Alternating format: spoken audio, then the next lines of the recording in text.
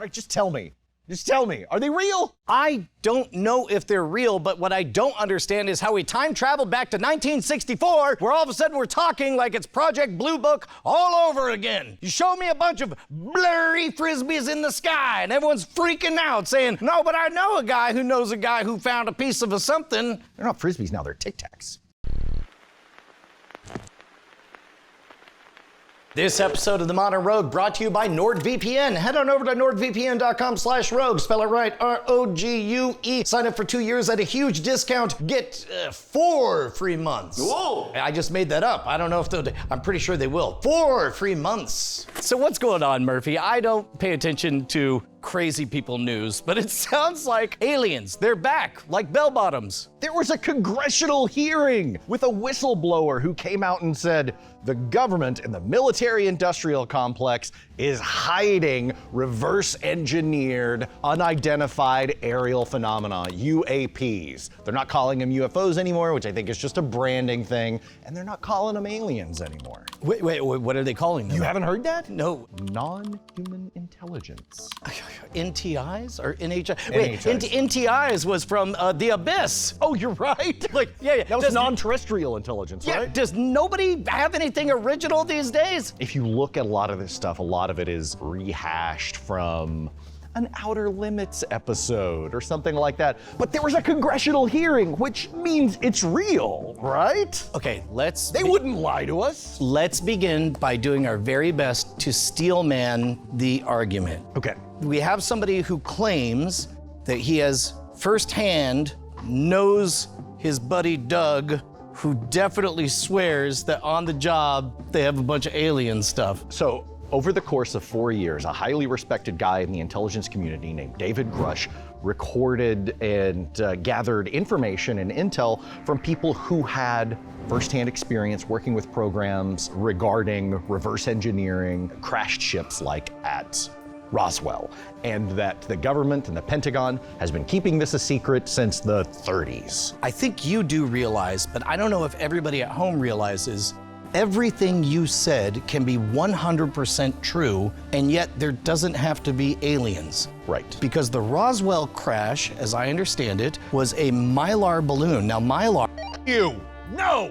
per the news article, somebody's clearly holding a Mylar balloon. Mylar was brand new during this decade. It was described as a strange metallic type of substance that behaved in no way somebody had seen metal act before. Like foil would crumple and then just stay crumpled. Mylar, you could crumple and would uncrumple. All of those things are true. We don't need to have aliens yet. And everything you just said could be enemy intelligence, could be, I mean, we just debated whether or not to shoot down a balloon that the Chinese were sending over the country. So a lot of the crux of this is this guy Grush coming forward and saying that people have been coming to him and reporting malfeasance on behalf of the government, administrative terrorism.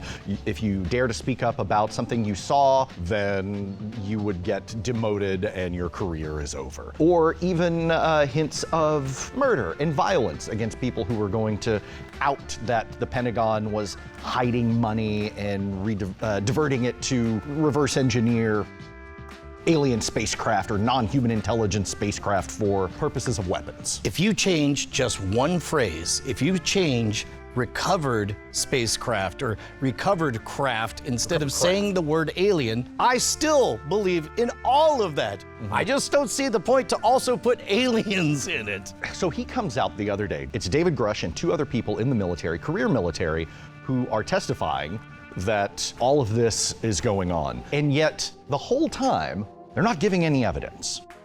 They're saying, I can tell you about this, but it has to be in a skiff, in a secure, compartmentalized place where we can talk about this kind of thing, but not here in public. And that was really most of his responses. I can tell you about this, but not here.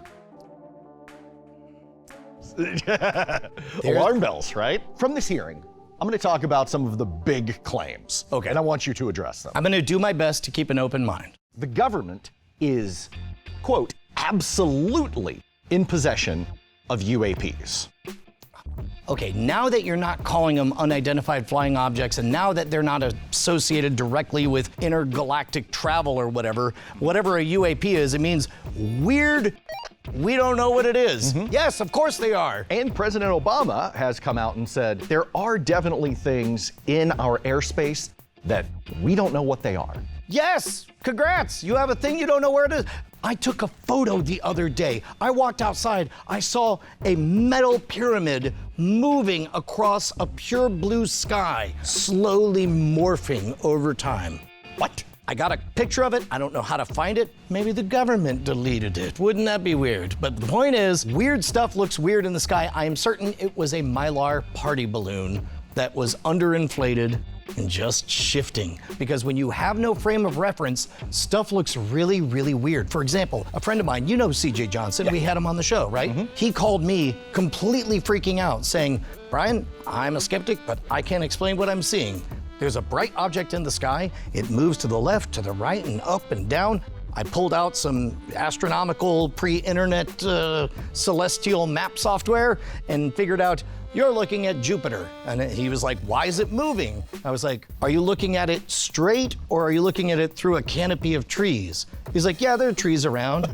And what was happening was the trees were slowly moving in the breeze. And as a result, it looked like this bright object was dancing around on them. Like, in general, I'm always first to fault our own stupid wetware broken brains before constructing any kind of functioning conspiracy. Well, speaking of things that you saw, a number of military pilots in 2004 in the USS Nimitz encountered a Tic Tac. And it showed up on their scans and everything. They call it a Tic Tac because that's how a lot of these UAPs apparently look. A lot of them have been reported over the last 30 years or so. They don't usually seem to resemble flying discs anymore. They're Tic Tacs or cubes or whatever. They approached it. It started approaching them. It had no visible rotors, wings, or exhaust, and then it vanished, only to reappear a few seconds later, but this time it was spotted 60 miles away. David Fravor, former Navy commander who spotted it, said, the technology that we faced is far superior to anything that we had, and there's nothing we can do about it. Nothing.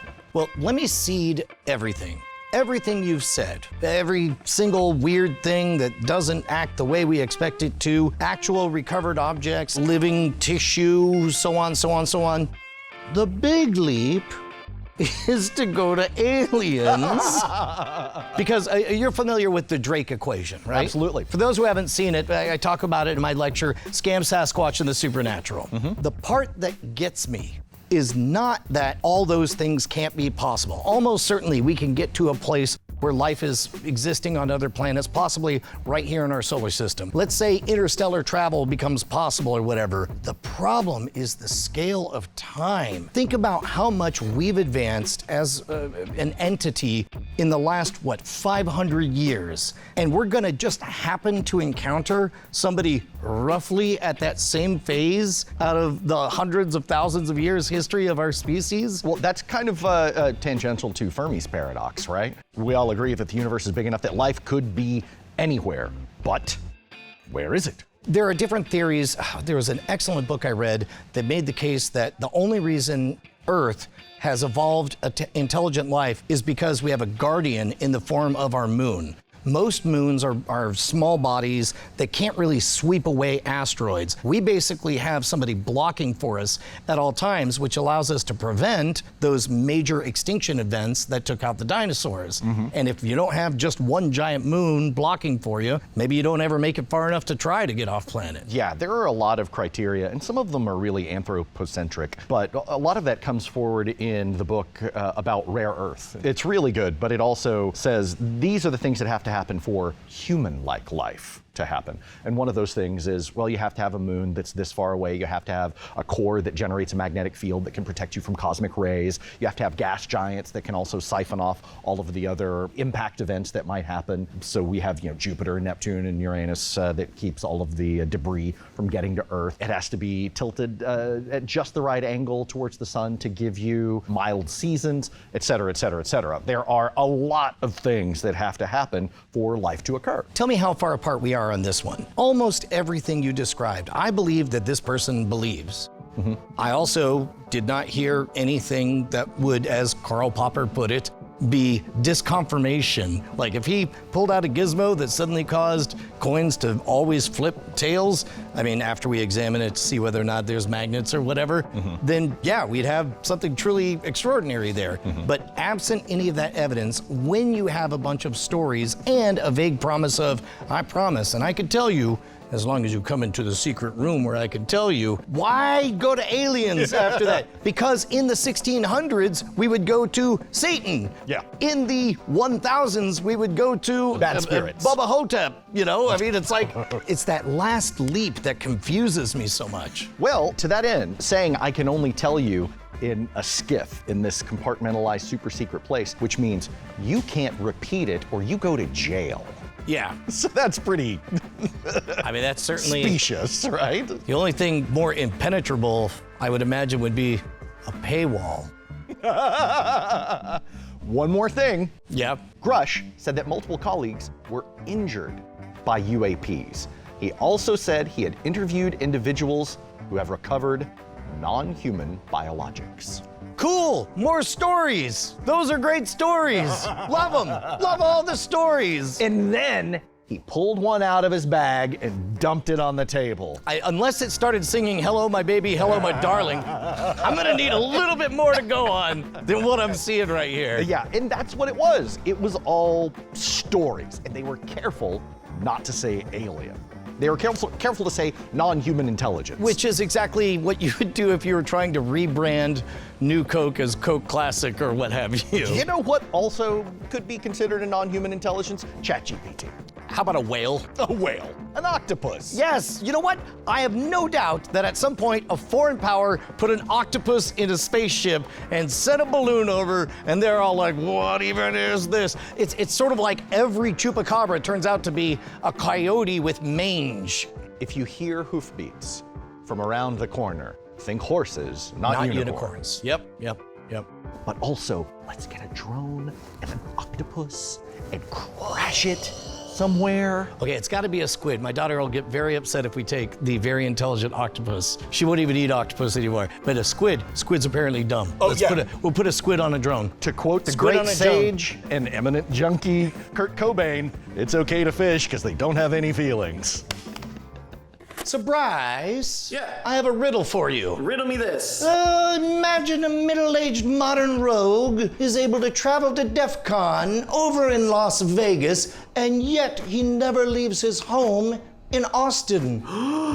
He's an old man. No, the surgeon is a woman. And the old man is her son. Yes. The point is, NordVPN makes it possible for you to be anywhere you need to be when you need to be there. If there's some kind of geofence something or other, as long as you're obeying the terms of service, you can use NordVPN to teleport. It's magic. My logs!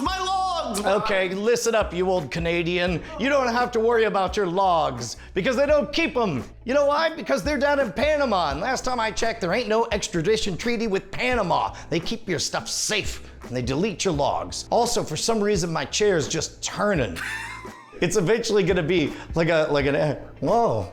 Oh. And another thing, Bryce. When you use NordVPN, nobody knows what Oh, you're going the other way. what website that you're going to. A little more. Of course, most traffic is encrypted, but they know what site you're going to. They don't know what the hell is wrong with this chair. Okay, the important thing. What about tracking? They're Give it- tracking me! Oh, that's the best part. The ads. You don't get those ads, those creepy tailored ads. I went to Las Vegas and all of a sudden my ads are, I'm just gonna face this way, I guess. I went to Las Vegas and all my ads, the best part is you don't get any targeted ads. I go to one DEF CON in Vegas. Hold on, okay, hold on. This is an analogy for how you can circle the globe with NordVPN. I'm still being chased by all of these ads for targeted Las Vegas services. And I'm back in Austin now. You can take control of all of this, all while keeping your privacy private. Head on over to nordvpn.com/rogue, sign up for 2 years, get a huge discount, and most importantly, get 4 extra months free. Now, at the end, it stays. Modern Rogue is supported in part by viewers like you at patreon.com/modernrogue. In the description, you can find all of our credits and additional ways to support the show.